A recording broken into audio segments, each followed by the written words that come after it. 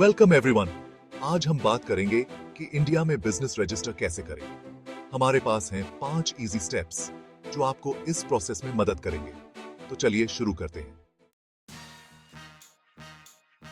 सबसे पहले आपको अपने बिजनेस का स्ट्रक्चर चूज करना होगा।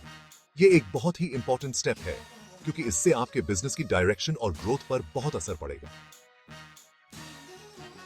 ये बेसिकली डिसाइड करता है कि आपका बिजनेस लीगली कैसे ऑपरेट करेगा।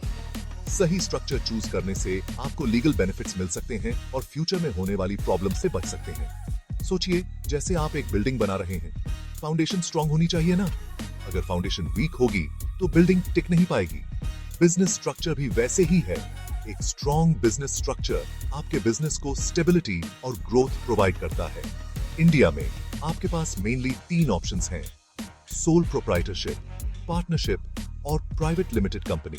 हर एक स्ट्रक्चर के अपने प्रोज और कॉन्स होते हैं। सोल प्रोप्राइटरशिप मतलब आप अकेले मालिक, अकेले दाम। ये सबसे सिंपल और कम कॉस्ट वाला ऑप्शन है, लेकिन इसमें रिस्क भी ज्यादा होता है। पार्टनरशिप मतलब आप और आपके दोस्त मिलकर धंधा करेंगे।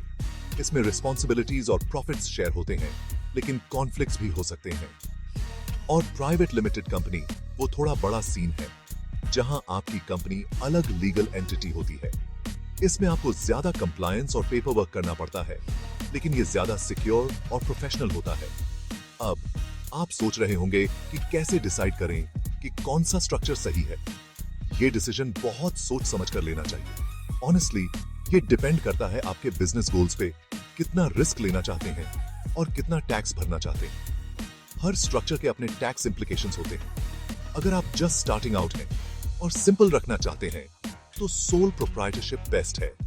ये आपको फ्लेक्सिबिलिटी देता है और कम फॉर्मेलिटीज होती हैं। अगर आपके दोस्त के साथ कोई मस्त आइडिया है तो पार्टनरशिप परफेक्ट है। इसमें आप अपने रिसोर्सेज और स्किल्स कंबाइन कर सकते हैं। और अगर आप बड़ा सोच रहे हैं और इन्वेस्टर्स को अट्रैक्ट करना चाहते हैं तो private limited company best option है। ये आपको क्रेडिबिलिटी और ग्रोथ पोटेंशियल देता है। कंफ्यूज्ड? डोंट वरी, इसके लिए सीए और लॉयर्स होते हैं। ये प्रोफेशनल्स आपको सही गाइडेंस दे सकते हैं। उनसे बात करो, अपने ऑप्शंस डिस्कस करो और फिर डिसाइड करो। ये प्रोफेशनल्स आपके बिजनेस के लिए बेस्ट स्ट्रक्चर चूज करने में मदद करेंगे। याद रखो, ये कोई ऐसी चीज नहीं है जिसको बाद में चेंज करना आसान होता है। So choose wisely. एक बार सही डिसीजन लेने से आपका बिजनेस स्मूथली रन करेगा। और हाँ, टेंशन मत लो, ये कोई रॉकेट साइंस नहीं है। सही जानकारी और सही गाइडेंस से आप सही डिसीजन ले सकते हैं। चलिए अब थोड़ा क्रिएटिव होते हैं। एक ऐसा नाम सोचते हैं जो सबका ध्यान खींच ले। बिजनेस स्ट्रक्चर चूज कर लिया, ग्रेट। अब हमें एक नाम चाहिए जो आपके बिजनेस की पहचान बने। अब बारी है एक ऐसे नाम की जो धूम मचा दे। ऐसा नाम जो सुनते ही लोगों के दिमाग में बस जाए। सीरियसली, आपका बिजनेस नेम बहुत इंपॉर्टेंट है।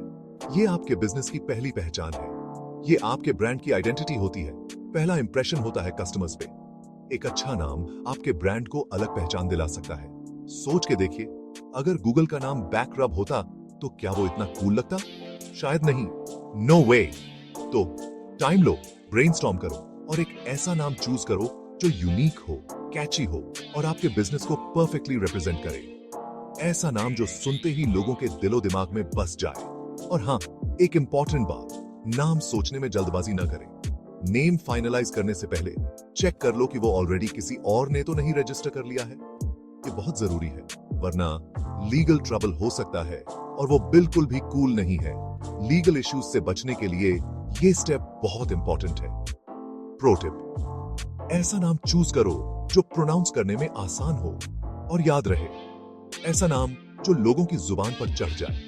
आप चाहते हैं कि लोग आपके ब्रांड नेम के बारे में बात करें, ना कि प्रोनाउंस करने की कोशिश में अपनी जुबान को नॉट्स में बांध ले। एक ऐसा नाम जो सबकी जुबान पर आसानी से चढ़ जाए और याद रहे। Chapter 3, documents. Boss, papers ready हैं? ओके, अब boring part, documentation. I know document से किसी को प्यार नहीं होता, लेकिन ये वो जरूरी बुराई है जिसके बिना आपका काम नहीं चलेगा। बिजनेस रजिस्टर करने के लिए आपको कुछ डॉक्यूमेंट्स की जरूरत होगी, जैसे कि आपका ID proof, address proof, PAN card और कुछ अदर रेलेवेंट डॉक्यूमेंट्स जो आपके चोजन बिजनेस स्ट्रक्चर पे डिपेंड करते हैं।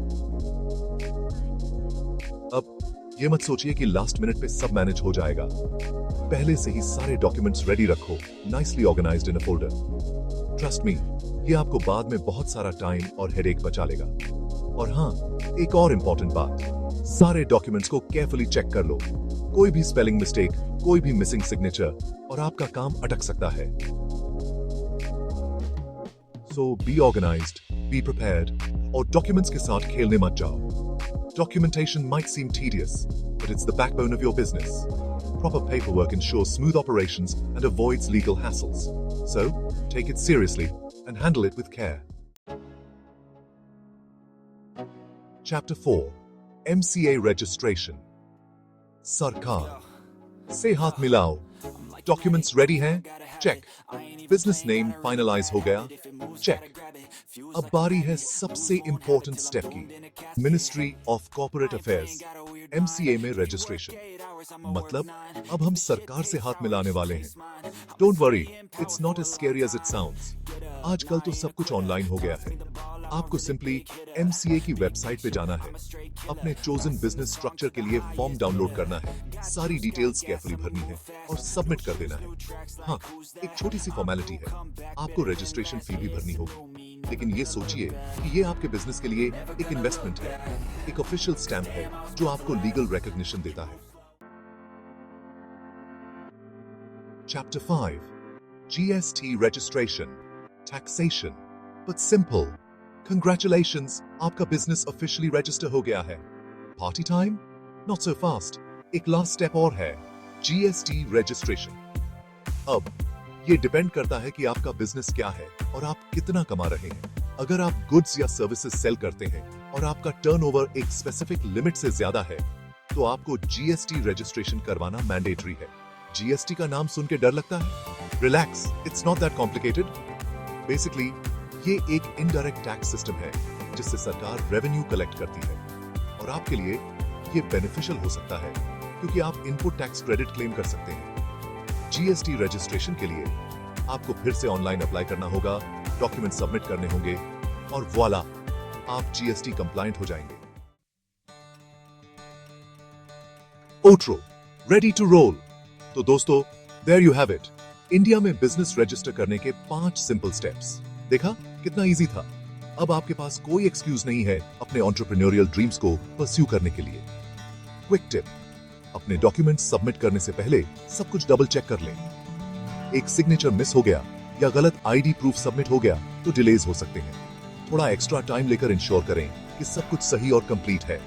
बिलीव मी, ये वर्थ इट है। ये आपके लॉन्च से पहले फाइनल एग्जाम जैसा है, परफेक्ट होना चाहिए। बस अब और वेट मत करो, जाओ और अपना खुद का बिजनेस शुरू करो। और हाँ, सक्सेसफुल होने के बाद मुझे थैंक यू बोलना मत भूलिएगा। All the best.